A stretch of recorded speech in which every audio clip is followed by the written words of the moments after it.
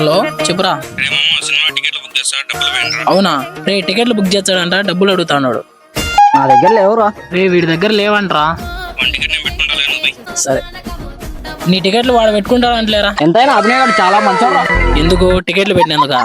టికెట్లనే కదరా, వాడు ఏ దాంట్లో అయినా తోడుంటారా. వాడు నా ప్రాణ స్నేహితుడు రా. అబ్బో, బంగారం రావుడు వాళ్ళంటే దొరకడం నేను చేసుకున్న అదృష్టం రా. హలో, టికెట్ బుక్ కావడం లేదురా. రే నీకు టికెట్ బుక్ కాలేదంట్రా. నాకు తెలిసిన వాడి గురించి, వాడు పెద్ద ముండలు ముఠాకోరని.